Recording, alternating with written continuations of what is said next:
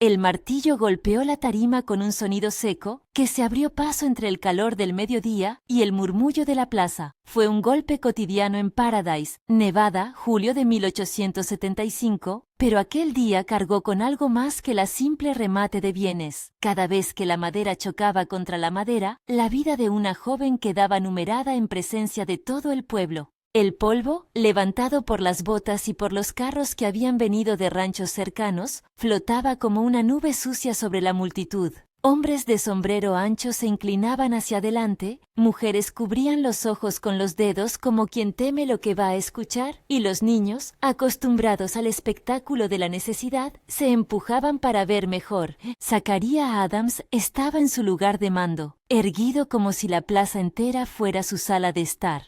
Tenía la barba recortada y la piel curtida por los años de sol. En su semblante había más dureza que ternura. Había traído a su hija como quien exhibe un obstáculo que quiere apartar del paso. Ella estaba de pie junto al estrado, las manos entrelazadas delante del delantal, con la mirada clavada en el suelo. Su vestido era sencillo, lino áspero, pero limpio, la costura hecha por sus propias manos, quizás, o por alguna vecina con la que había cosido en noches de invierno. No tenía joyas, no tenía acompañantes que la miraran con orgullo. Tenía, en cambio, la expresión de alguien a quien le arrebatan algo que ni siquiera sabía que tenía que perder. La voz de Zachariah cortó el aire. Lo dijo como quien explica un trato que nadie discute. Mi hija Sara ha deshonrado la casa con su insistencia en marcharse, en negar los intereses del apellido. No puedo consentir que un Adams se extravíe por caprichos. Pongo a la venta los derechos que cualquier hombre pudiera reclamar sobre ella para reparar el agravio y asegurar su porvenir. Sus palabras eran un golpe frío. Muchas de las que estaban ahí, acostumbradas a la crueldad del mundo, quedaron en silencio. Otras cuchichearon, más líquidas, levemente sorprendidas. Había manos que posaron monedas en el borde de la mesa con cierta indecencia. Hombres que se miraban los unos a los otros calculando el provecho. Sara sintió que su garganta se estrechaba como si el ruido del martillo fuera un lazo. Quiso levantarse y decir que no podía venderse, que un corazón no se remata con cuero y metal, pero la voz se le quebró. Su padre, con esa sonrisa dura que le era propia, repitió: «A la venta, la obligación del contrato familiar. Quien la compre se encargará de su reparación». No dijo «esposa». No era necesario. El lenguaje de la plaza llenaría los huecos por él. Las primeras pujas llegaron con el tintineo de monedas y la certeza de quienes no esperan de otra manera. Alguien gritó una cifra y la multitud respondió. Sara cerró los ojos. No era la primera vez que la humillaban, pero nunca lo había sentido tan evidente como ahora, con hombres midiendo su vida con billetes doblados en la palma. Recordó la cocina de su infancia, las manos de su madre remendando pantalones y cosiendo botones. Las noches en que hablaban de San Francisco, como quien describe una promesa iluminada. Había ansiado aprender algo que no fuese el silencio obligatorio, formarse, trabajar con sus manos para poder sostenerse. Eso había sido su crimen según su padre. Entonces alguien más habló. La voz era profunda y contenida, sin prisas, como quien ha aprendido a medir cada palabra porque valen más que el ruido. Wade Lawrence apareció en el borde de la plaza como si la tierra le hubiera dejado pasar. No era un hombre del pueblo. Su traje tenía el cuero curtido de los que viven de cabalgatas largas. Había algo en su mirada que no buscaba espectáculo. Apenas observó la escena, como quien mira un animal herido y decide si valdrá la pena curarlo. Pidió la palabra y con su dinero puso fin a la primera ronda de ofertas. $500, dijo, y el sonido de esa cifra, en aquella plaza polvorienta, fue como la caída de una moneda en un pozo profundo. No era una cifra despreciable para la época. Era dinero que podía cambiar destinos. Los murmullos se alargaron en la plaza. Algunos valoraron la suma. Otros miraron a Sara con curiosidad nueva como quien contempla un objeto exótico subastado. Zachariah aceptó porque las monedas le eran propias y la vista de los billetes le recordó la seguridad.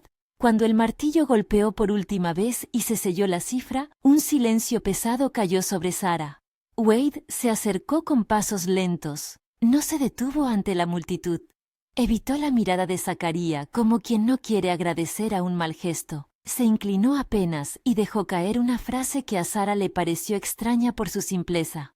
No te he comprado a ti, he comprado la deuda que tu padre impuso. ¿A dónde quieres ir, niña? Fue una pregunta que pareció abrirle una rendija en el pecho. Nadie en la plaza había pensado en preguntarle a ella. Todos, desde su padre hasta los que habían pujado, habían hablado de su destino como un objeto puesto en venta.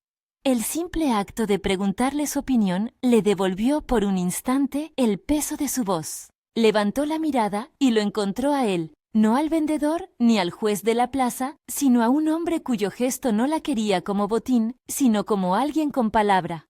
San Francisco, dijo con voz aserrada.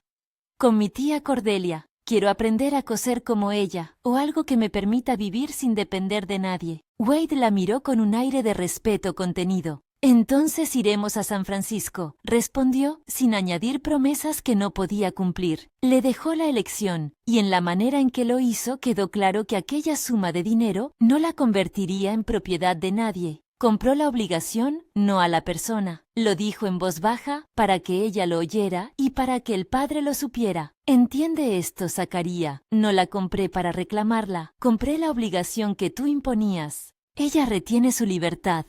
Yo pago por lo que te corresponde a ti, no por lo que es su alma. El gesto de Wade se interpretó con distintas lecturas entre la gente. Algunos asintieron como si se tratara de una acción honorable. Otros se encogieron de hombros, sorprendidos por la rareza del héroe que no reclamaba presa. Zacaría, con la boca apenas apretada, hizo un gesto como si la transacción fuera un trámite finalizado. Que se vaya entonces, si alguien la quiere, que la quiera de lejos. Pero esa distancia, que él ponía con desprecio, era la rendija por la que la libertad de Sara comenzaba a entrar. Antes de que la multitud pudiera dispersarse, Wade se volvió hacia ella con una determinación tranquila. No la abrazó ni la espetó con discursos. Le ofreció su brazo, pero como quien ofrece una manta en el frío, sin imponer.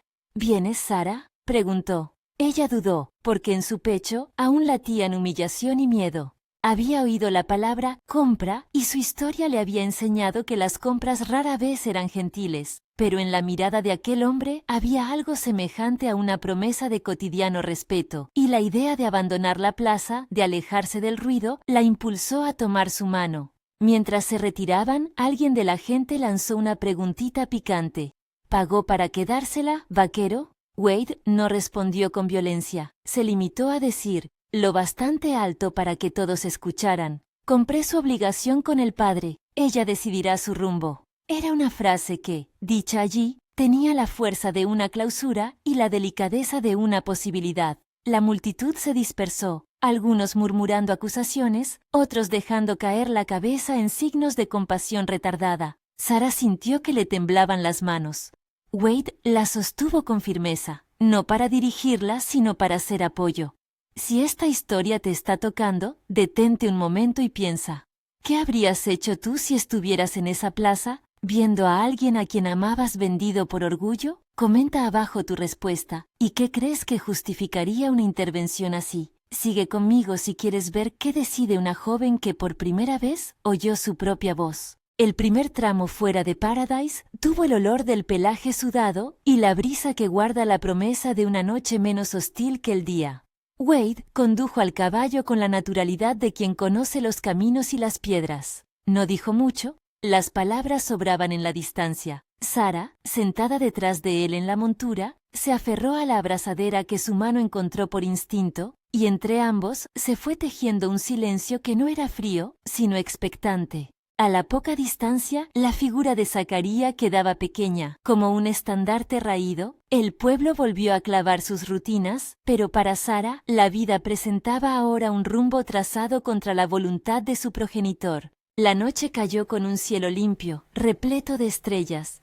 Wade encontró una acostada protegida por una valla donde atar el caballo y ofreció a Sara un pequeño abrigo que llevaba colgado del hombro. Ella lo aceptó sin mirarlo mucho, más preocupada por aprender a respirar sin contorsionar el dolor de la humillación. Aún en el calor del sur, la noche se metió fría por los recovecos, y el abrigo fue un gesto de cuidado que no exigía repago. Wade se apartó para montar un pequeño fuego, y en el crepitar de las llamas cocinaron unas conservas y pan duro que compartieron en la penumbra. No hablaron de la plaza. Hicieron, en cambio, lo que a las personas en movimiento les resulta fácil: nombrar lo cotidiano, hablar de lugares por los que han pasado, de extraños a quienes han auxiliado. Sara contó, con una voz que se fue desatando, que su madre había muerto cuando ella tenía 12 años. Recordó las manos de la mujer, la tienda de la tía Cordelia en San Francisco, y su deseo de aprender a coser como medio para vivir con dignidad. Mi madre decía que un vestido bien hecho sostenía la dignidad más que todo un apellido, dijo, y se rió en un susurro que sonó a agua de lluvia en una tierra árida. Wade escuchó con atención. No habló de sus razones aún. Había algo en su mirada de hombre que ha visto demasiadas cosas, demasiado pronto, una mezcla de experiencia y cansancio, pero cuando se permitió hablar, lo hizo desde una rendija personal. Tu madre tenía buen ojo, dijo. La vida hace que algunos aprendamos de la dureza y otros de la ternura. Yo he visto familias deshechas. Por eso no compro personas, pago por cadenas. Aquella confesión, mínima, fue suficiente para que Sara intuyera un pasado que llevaba dolor. Al día siguiente, tomaron la ruta hacia Elkwood. La diligencia, esa enorme caja sobre ruedas tirada por caballos que crujía como una casa viejas, iba lenta y permitía que el paisaje se desplegara como un libro. Pasaron por lomas donde la hierba ya empezaba a reverdecer tras una pequeña lluvia, por ocasos donde el sol ponía el mundo en dos colores, sombra y oro. En los pueblos intermedios, la gente los miró de reojo, como quien ve a un hombre con su recién adquirida compañía. Algunos interpretaron la escena con simplificaciones maliciosas. Otros se limitaron a aceptar la visión más humana, un gesto que pudo ser caridad o justicia. La vida en ruta fue, en las primeras jornadas, una sucesión de pequeñas cortesías que fueron desplazando la sensación de deuda que Sara llevaba encima. Wade la dejó elegir el asiento en la diligencia, la ayudó a bajar y subir. Compró un jabón fino en una tienda de Carson Fork porque creyó que un aseo decente era, en esos días, ya una especie de dignidad. En Elkwood, donde los caminos se divisaban en herraduras que llevaban a minas o a granjas, el vaquero se detuvo y la condujo a un albergue modesto. Allí pagó por una pelota de lana para las manos de Sara, por una aguja mejor, por una cinta que pudiera ajustar sus cabellos sin lastimarlos. Cada gesto era una hebra que tensaba el lazo entre ambos, pero no una cuerda que atara su voluntad. Wade, con silenciosa insistencia, mostraba que la libertad podía coincidir con la protección. Sara no era un inventario llevado por un hombre con dinero, sino una mujer a quien él acompañaba, paso a paso, sin imponer destinos. Aún así, la sombra del escarnio no se borraba de inmediato. Había noches en que ella despertaba sobresaltada, con la plaza en la boca como un amargo sabor. Y en esos momentos Wade se acercaba, sin palabras intrusivas. Dejaba que su presencia fuera una pared cálida contra el frío.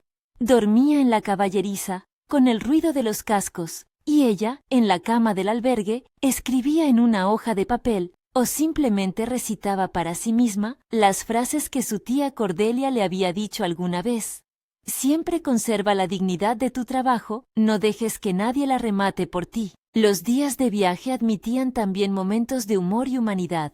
En una parada en un camino escarpado, Wade y Sara entraron a una tienda general donde un hombre viejo vendía hilos y botones. Sara se quedó mirando un espejo pequeño colgado en la pared del establecimiento. Al principio no reconoció su propio rostro, la cara tenía el polvo reciente, el peinado estaba torcido, los ojos eran los mismos pero algo más endurecidos. Compró un peine y lo usó como quien se retorna a sí misma. Wade la observó desde la puerta con las manos en las caderas, protector sin orgullo. Al salir, le entregó una bolsa con tela y algunas monedas.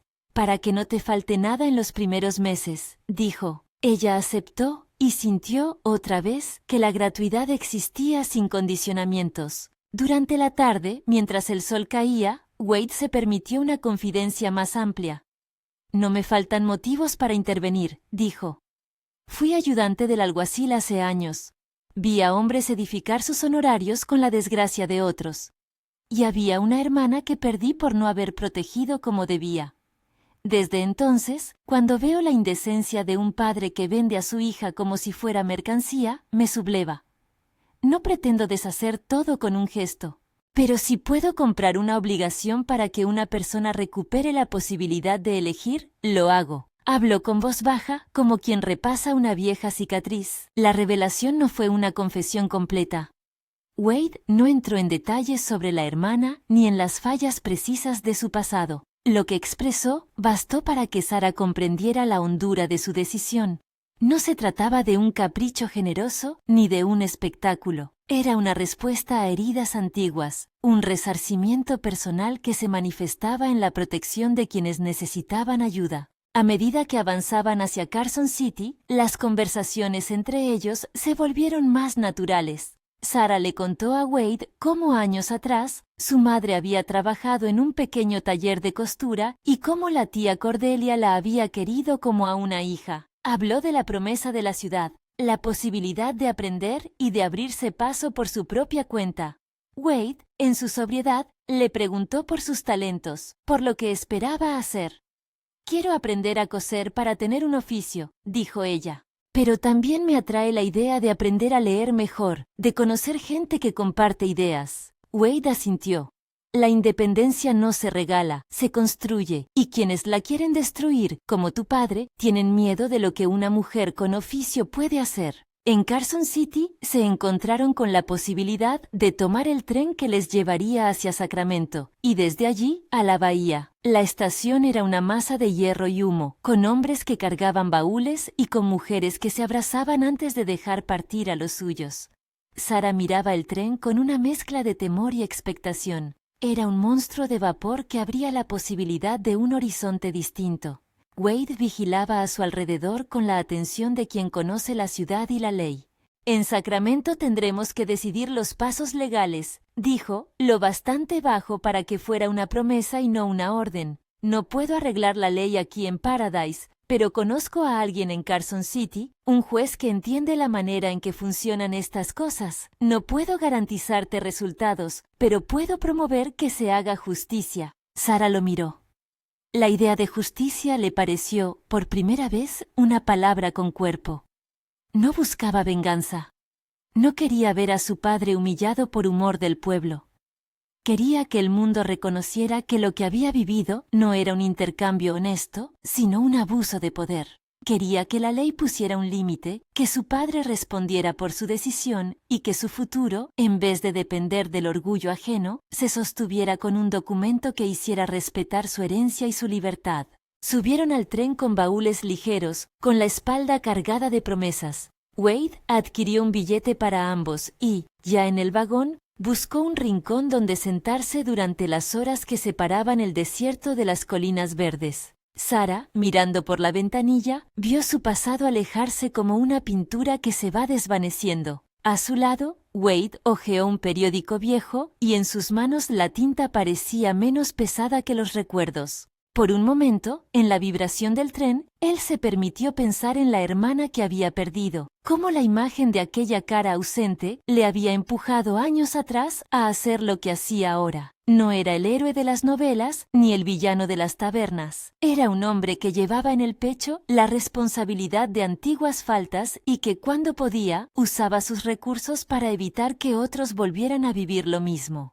El viaje al norte fue, por momentos, una sucesión de imágenes que iban conformando el nuevo mapa de Sara. Estaciones con nombres desconocidos, riachuelos donde lavaron agua clara, la visión imponente de montañas alzándose más allá del horizonte. En Sacramento, la ciudad grande comparada con los pueblos por los que habían transitado, se sintió una respiración diferente, más aire comercial, gente que venía y que iba con nocturnidad de propósitos, tiendas con escaparates que exhibían telas finas. Wade acompañó a Sara a un pequeño hospedaje cerca del muelle y allí la dejó descansar mientras él salía a caminar por la ciudad con la idea de tantear la situación legal. Esa noche, sentada en la penumbra de su cuarto, Sara escribió una carta con manos que aún temblaban. No era un telegrama ni un reclamo público. Era una carta dirigida a la tía Cordelia. «He llegado, tía. No por mi voluntad al principio, sino porque he tenido que separarme de una humillación.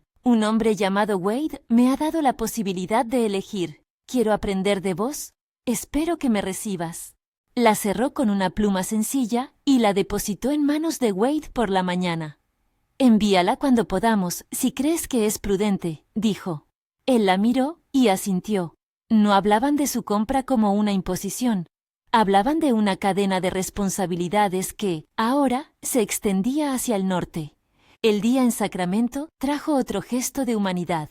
Cordelia, al recibir la carta por vía de un empleado en la ciudad, escribió de vuelta en una letra que parecía atrevida y curtida al mismo tiempo. Ven cuanto antes, niña mía. Aquí te espero. Haz lo que tengas que hacer con calma. Hay sitio en el taller y en mi mesa. La respuesta era como una luz baja que se encendía en la noche de Sara. Sin embargo, la sensación de que la paz sería fácil fue solamente un espejismo. Llegaron noticias que cruzaron la región como viento cargado de tormenta. La palabra agravio se transformaba en rumor y el nombre de Zachariah, pronunciado en voz baja, en jurado. Había quienes veían la acción de Wade como un escándalo que merecía revisión, otros como una reparación necesaria. La ley, siempre imprecisa en estos territorios, se movía con lentitud y con interpretaciones que dependían del juez, del sheriff y de aquellos que tenían mejores contactos. Wade, al regreso de una de sus caminatas por las oficinas de la ciudad, encontró a Sara en el muelle observando las cargas que llegaban desde barcos que venían de la bahía.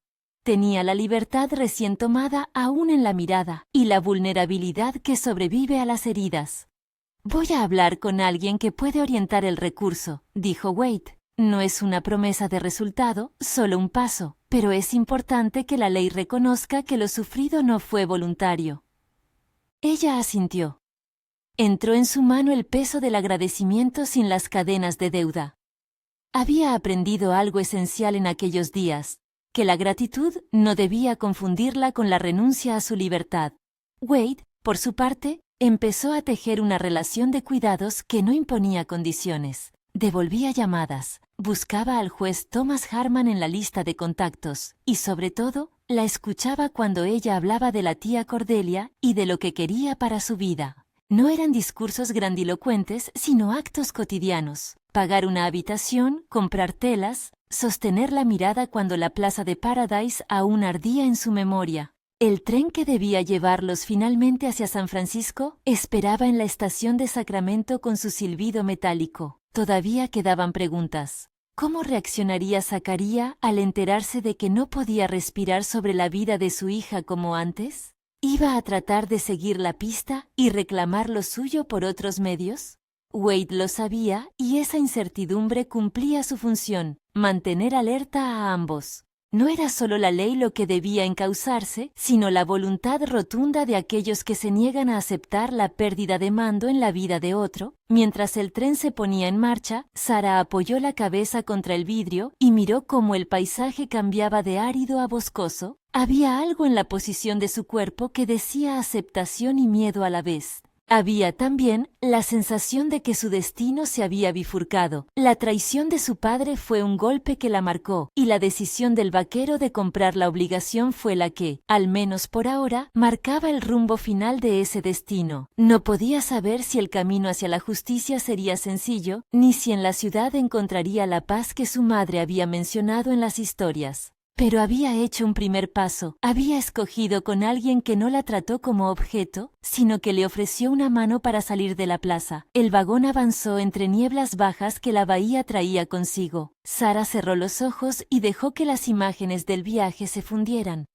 La plaza con su martillo, el rostro endurecido de Zachariah, la pregunta de Wade en la tarima. ¿A dónde quieres ir? Esa pregunta, pronunciada en público, resultó ser el acto que marcó una nueva dirección.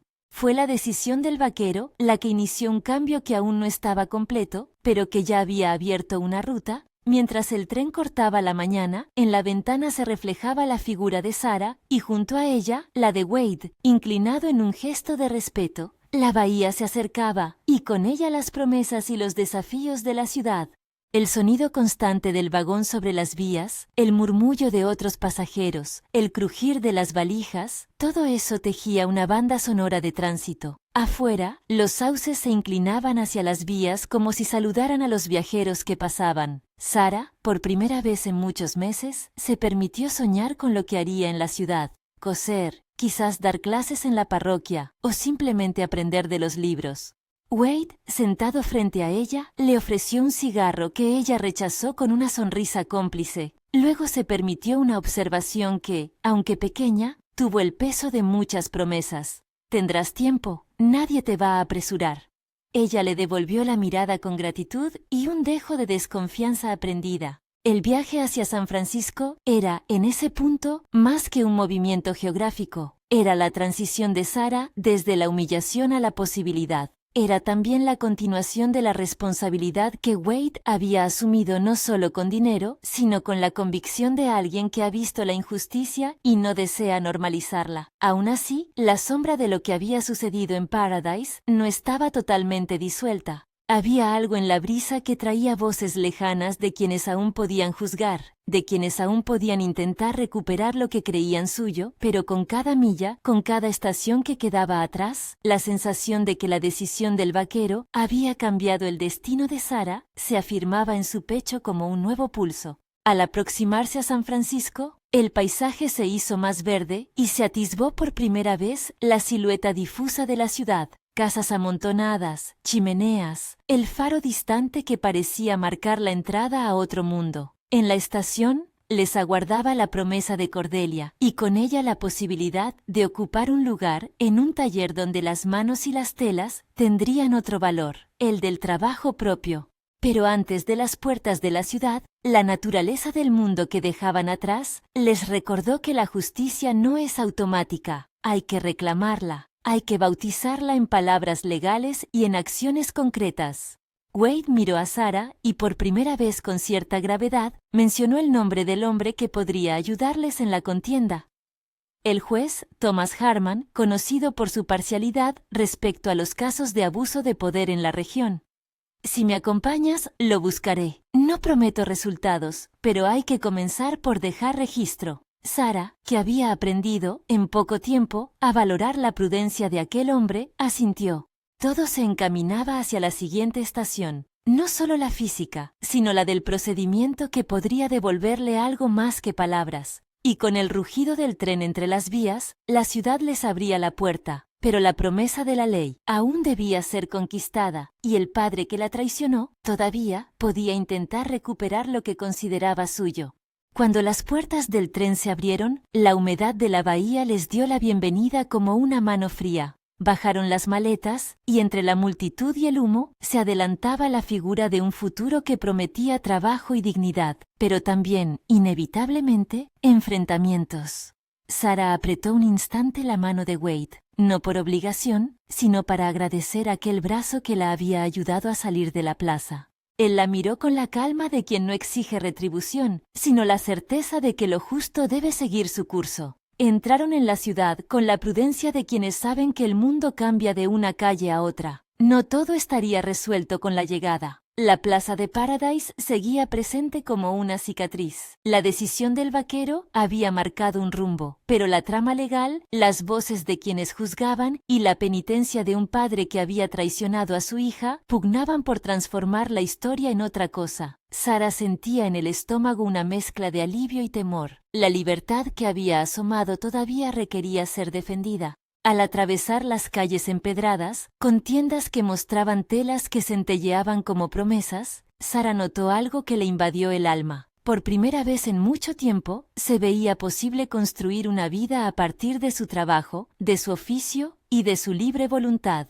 La traición de su padre seguía pesando como un hecho pasado que la había marcado, pero la decisión del vaquero, tomada en la plaza con la contundencia de un martillo, había sido el primer eslabón de un cambio que todavía no encontraba su cierre. Los próximos días, pensó, serían de lucha, de gestos prácticos y de pequeñas victorias. Y mientras caminaban hacia el taller donde la tía Cordelia la esperaba, Sara supo que nada sería exactamente como antes. La humillación permanecería como recuerdo, pero también lo haría la mano que la había ayudado a recuperar su voz. Entraron en el taller de la tía Cordelia como quien atraviesa el umbral de una vida que espera ser construida. El olor a hilo, a almidón y a café colado llenó el espacio. Mesas de trabajo alineadas, un torno con restos de telas enrolladas, un escaparate con vestidos a medio terminar. Cordelia, una mujer de manos fuertes y risueña costumbre de hablar alto, vino hacia ellos con un delantal aún manchado de tinta y una expresión que fue cambiando del asombro al abrazo sin pausa. Contuvo a Sara en sus brazos como si la apretara contra un tiempo perdido y la ciudad misma pareciera concederle ese cobijo. «Niña mía», dijo Cordelia, peinando el cabello de Sara con una mano que olía a jabón y a paciencia. «Te he esperado. Siéntate y cuéntame todo, que tengo un pollo en el horno y un cuarto listo para ti». La calidez de la tía fue una bandera de hogar. No hubo preguntas punzantes sobre la plaza, solo manos que quitaron el polvo de la ropa y ojos que supieron contener la vergüenza. Los primeros días en el taller fueron de ordenar, aprender y curar pequeñas heridas del ánimo con trabajo. Sara se puso a coser casi de inmediato, primero en tareas sencillas y luego en proyectos más ambiciosos. Cordelia la situó junto a una ventana donde la luz era constante. Allí, con la máquina de coser manual que chirriaba en su compás, aprendió a medir, a marcar, a remendar con la meticulosidad de quien reconstruye más que telas. Cada puntada le dio algo que el dinero del martillo no había podido comprar, un sentido de sí misma que no dependía del peso de una palma ajena. Wade venía con frecuencia a la tienda, a veces para traer noticias sobre el progreso del proceso legal, otras para traer suministros o una excusa para quedarse a tomar té. Nunca forzó conversaciones incómodas, y eso fue parte de la confianza que fue creciendo. Su presencia puntual, la constancia en los pequeños auxilios. Había tardes en que él se sentaba en el portal y miraba a la bahía como si encontrara ahí un mapa para ordenar su propio pasado. A Sara le gustaba verle la cara abierta por fuera y a ratos pensaba en la densidad que lo habitaba por dentro. No pasó mucho antes de que Wade apelara a sus conocidos para comenzar a mover el asunto en los despachos judiciales. El juez Thomas Harman, al que Wade llegó por referencias de Carson City, fue prudente pero abierto. No prometió milagros, conocía la maleabilidad de la ley en aquellos territorios y también sabía cuando una injusticia, bien documentada, podía encontrar amparo. Reunieron testimonios, la transcripción del remate, aquellas palabras de Zacaría resonando como la acusación misma, la declaración de testigos que habían visto la plaza, y la carta de Cordelia que hablaba de la conducta de Zacaría respecto de Sara en años anteriores. El elemento crucial fue la propia voz de Sara. Con una compostura que le costó lágrimas contenidas, describió la humillación. Dejó claro que su madre había muerto y que ella nunca había consentido la venta, y que su intención siempre había sido encontrar trabajo digno, no ser objeto de un trueque. En la audiencia preliminar, la presencia de Wade fue sobria. Se limitó a explicar la naturaleza de la compra, dejando en claro, con la palabra limpia que había usado desde el estrado, que su intención había sido pagar la deuda que impuso el padre, no arrebatar la voluntad de la joven. Ante la mirada del juez, Wade habló con la calma de quien ha visto lo que no debe permitirse. No vine a suplantar la libertad de nadie. Compré la obligación de un padre que había querido cerrar el rumbo de su hija, no la compré a ella. Esa frase, simple, fue suficiente para poner un borde legal y moral en el expediente. La defensa de Zacaría no fue solo verbal. Su abogado arguyó costumbres, el supuesto derecho patriarcal, la necesidad social de asegurar alianzas. Pero la plaza, esa misma plaza donde la gente hizo su cálculo de monedas, dejó huellas. Testigos que recordaron las palabras del hombre, el martillazo, la expresión de orden. En el juicio, algunos vecinos se sintieron obligados a mantener la tradición. Otros, avergonzados, declararon que habían visto en aquel acto un abuso. El jurado, hecho de hombres que conocían el territorio, tuvo que sopesar la legalidad de una venta que no afectaba solo bienes materiales, sino la honra de una persona. Cuando llegó la sentencia, Sara estaba con Cordelia y Wade en la sala de espera. El aire parecía más denso que el humo del fogón. El juez, mostrando la gravedad del acto, condenó a Zacaría por abuso de tutela y por alterar el ejercicio legítimo de la patria potestad, y le impuso una pena moderada de cárcel junto con la obligación de restituir, en la medida de sus bienes, las pertenencias que había desviado. Más importante quizás, dictó la creación de un fideicomiso en favor de Sara. Los bienes heredados por la joven, así como cualquier ingreso que proviniera de la antigua propiedad familiar, quedarían administrados por un fiduciario designado por la corte hasta que Sara demostrara su capacidad económica o decidiera lo contrario de forma formal y voluntaria. Fue una solución judicial que no borraba la afrenta, pero sí blindaba el futuro de la muchacha ante nuevas pretensiones. La condena no calmó del todo la cólera ni los ecos de la plaza. Zacaría fue apresado y enviado a cumplir la pena en una pequeña cárcel de la región. Su figura quedó reducida a un hombre que había apostado su honor por monedas. Las consecuencias sociales fueron duras en la aldea. Algunos le dieron la espalda, otros murmuraron que la casa Adams estaba manchada. Para Sara hubo alivio, pero también un duelo. La pena del padre no la redimía de la ausencia ni le devolvía la madre. En la intimidad, entre telas, a menudo se sorprendía pensando que la justicia, aunque necesaria, no borraba la costura de la humillación que aún llevaba en su pecho. Durante los meses que siguieron, Sara comenzó a tejer la vida que había deseado. Con la protección del fideicomiso y con el apoyo práctico de Cordelia, le fue posible abrir una pequeña sección en el taller destinada a confecciones por encargo. Al principio trabajó horas agotadoras, reparando ropa, remendando, y poco a poco mostró un ojo para los cortes que realzaban la figura de quien vestía. No fue un ascenso inmediato, hubo clientes exigentes, errores en prendas, noches de dudas. Pero cada vestido entregado a satisfacción fue una prueba de que su independencia no era una quimera. Cordelia la impulsó a ofrecer clases por la tarde. Mujeres de la vecindad venían a aprender a coser y a leer patrones. Fue en esas jornadas que la solidaridad femenina se convirtió en sostén. Las manos que enseñaban otras manos, los consejos susurrados, las risas compartidas al equivocarse con las medidas. Wade permaneció junto a ella en ese recorrido, no como un patrón, sino como quien se alegra de cada logro sin apropiarse de él. Le traía alimentos cortesía de su rancho, pagaba por herramientas cuando se necesitaban y mantenía un cuidado silencioso por su reputación. Sara vio en él no al héroe insigne, sino al hombre que, por su propia deuda con el pasado, se proponía reparar donde antes había fallado. Hacia Wade, esa mezcla de admiración y prudencia la llevó a apreciar su honestidad.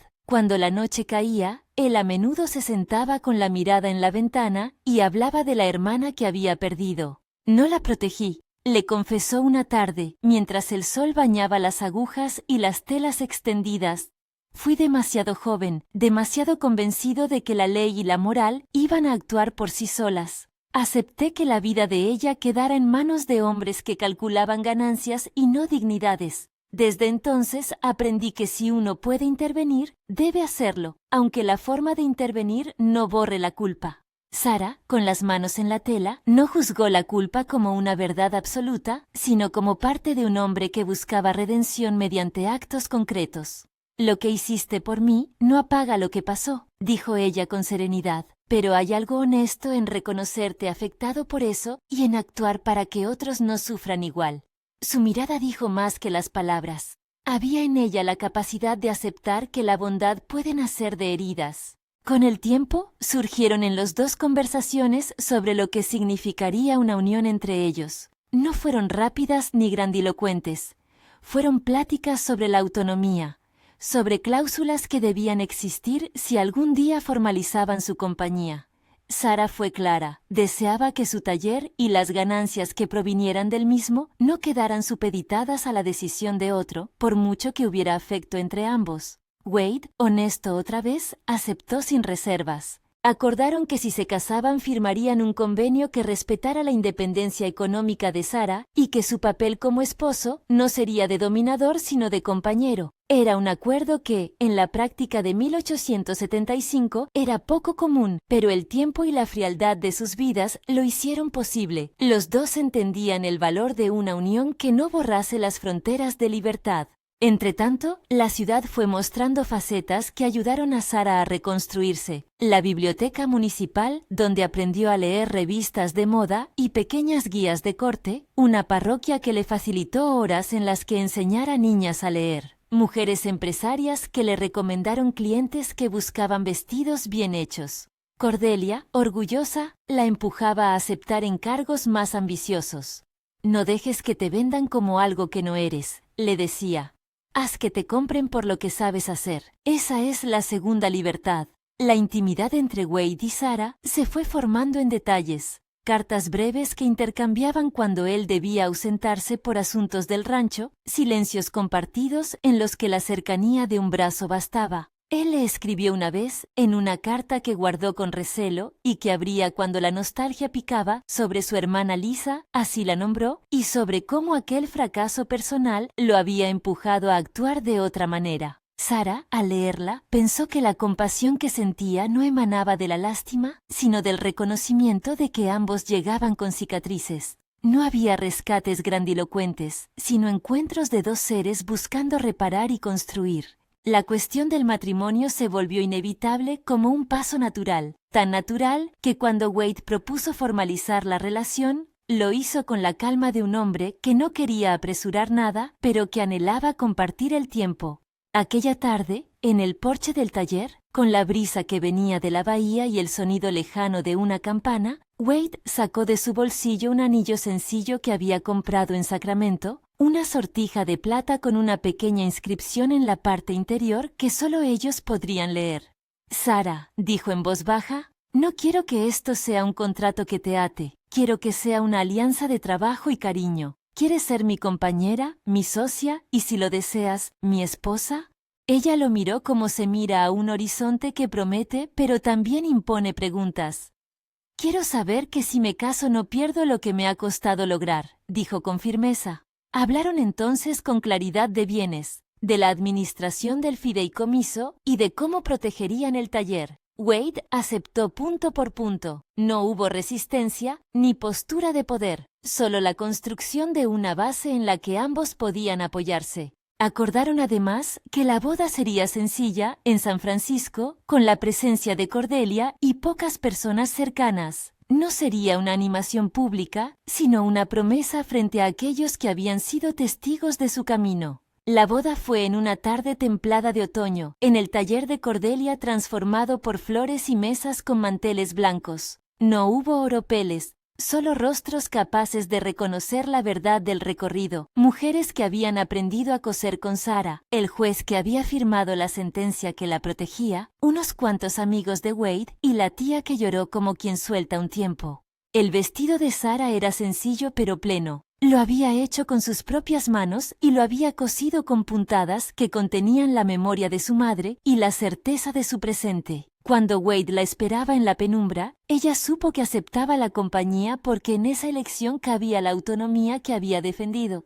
Tras la boda, se instalaron en una casa modesta en las afueras de Sacramento, no demasiado lejos del rancho que Wade administraba. El hogar fue un cruce de talleres y establos. En la mañana, la luz entraba por la ventana del taller donde Sara cosía y enseñaba. Por la tarde, el vaquero volvía con el polvo en las botas y contaba los movimientos del ganado. La convivencia se ajustó a la manera en que ellos habían decidido vivir. La administración del dinero, el respeto por los oficios de cada uno y la decisión conjunta sobre las grandes pautas. La relación no fue un cuento sin grietas. Hubo discusiones sobre prioridades, revocaciones de planes y noches de silencios en que ambos tuvieron que reconciliar deseos contrapuestos. Pero la manera en que discutían, con acuerdo de escucha, con la posibilidad de negación sin castigo, era también el signo de una compañía madura. Con el paso del tiempo, la fama del taller de Sara creció en la región. Recibió encargos para arreglos de ropa para fiestas, para uniformes escolares y para parejas que buscaban trajes robustos. Más importante fue la escuela que impulsó, un grupo de mujeres trabajadoras y algunas huérfanas que, bajo su cura, aprendieron un oficio que podía ser su sostén.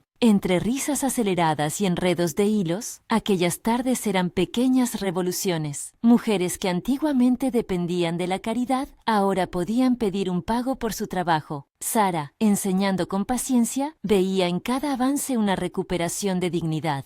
Wade, mientras tanto, no se desentendió del pasado ni del deber cívico. Seguía atendiendo asuntos en la reglamentación de rutas de ganado y en ocasiones trabajaba con las autoridades locales para minimizar los abusos de poder en la región. La marca que le dejó el trabajo con la ley fue la de alguien que cree en la intervención responsable. No buscaba protagonismos, pero sí corregir injusticias cuando las encontraba. En una de esas jornadas en la escuela, una mujer joven llamada Flora, que había aprendido en poco tiempo el oficio de forrar botas y coser cierres resistentes, consiguió su primer pago en metálico. Al dinero le siguió la posibilidad de arrendar una habitación y con eso cierta autonomía. Sara la miró con orgullo y no pudo menos que recordar su propia plaza y el martillo. Esto, pensó, es la reparación que viene cuando la comunidad se arma de oficio y voluntad. Los años trajeron también hijos.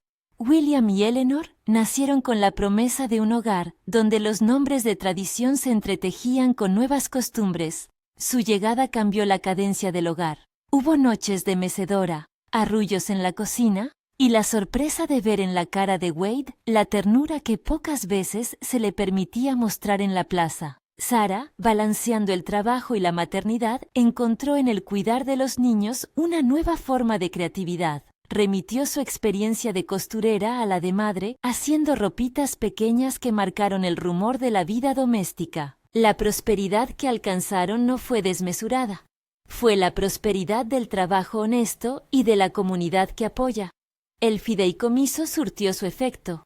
Permitió que la joven, ahora mujer, pudiera reinvertir en su negocio, comprar una máquina de coser más avanzada y contratar a 2 aprendices. Con el tiempo, decidió formalizar la administración del taller bajo un nombre, la Casa de Cordelia y Sara, un homenaje a quien la había cobijado y al lugar donde su pericia se había convertido en sustento. La decisión de mantener el nombre de la tía fue deliberada. Señalaba que los lazos de solidaridad eran parte de la herencia que no tenía precio. La sombra de Zacaría no desapareció por completo. Se oyó que, al salir de la cárcel, vivió aislado y sin muchos amigos, con la vergüenza calando más que las monedas que creyó haber ganado en la plaza. Hubo quien dijo que se arrepentía. Otros afirmaron que vivía amargado. Sara no buscó el reencuentro, no buscó ni perdón ni venganza. Su posición fue más alta y más tranquila, ocupar su vida con lo que había elegido. A veces, en noches de viento, recordaba su infancia y la ausencia de su madre, otras veces pensaba en su padre con una mezcla de pena y resolución. La justicia había sido administrada, la vida reconstruida.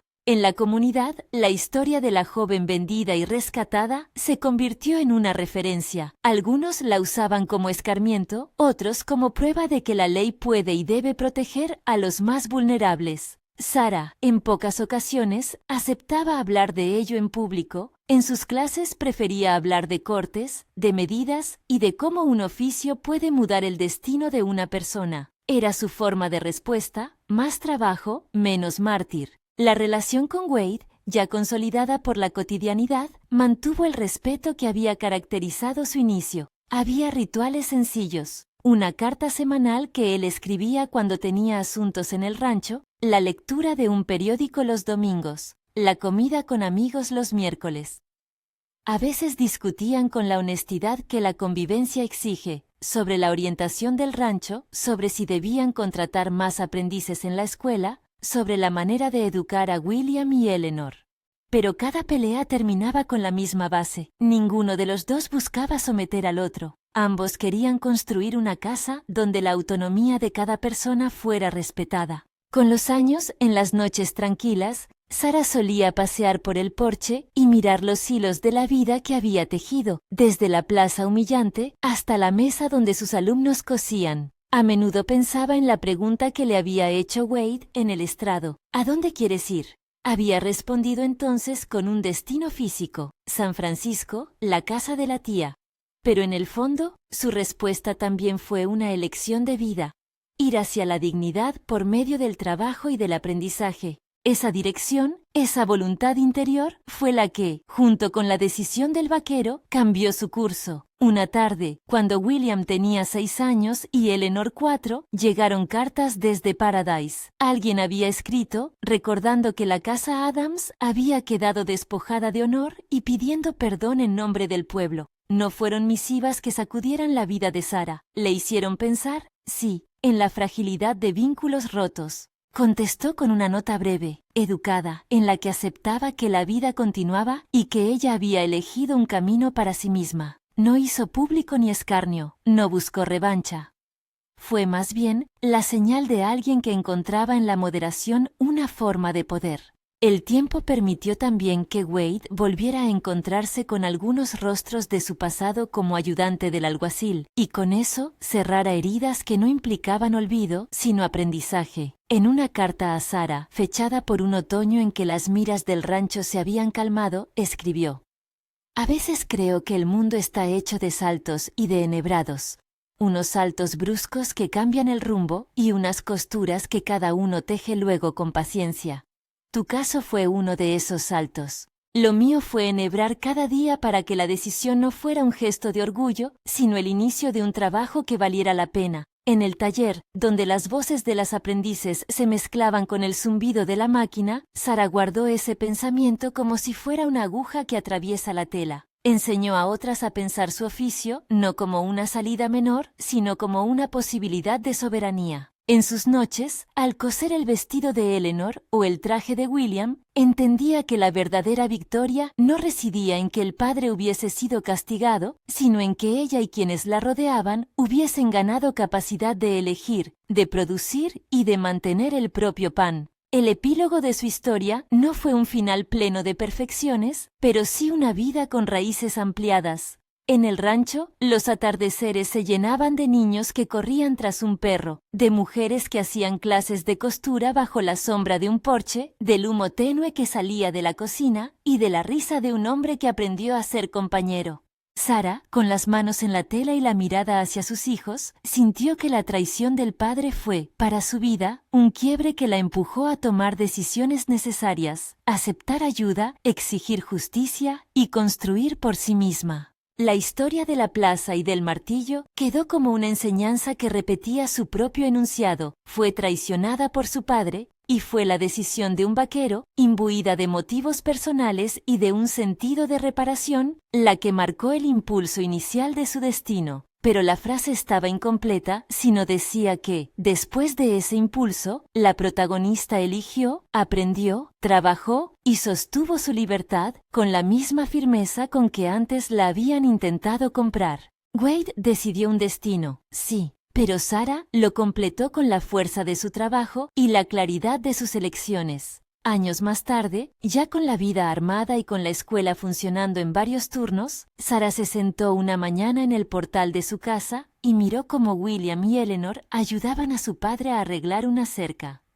El sol, bajo, doraba la tierra. Ella pensó en la plaza de Paradise, en el martillo, en el hilo que había cosido su propio porvenir.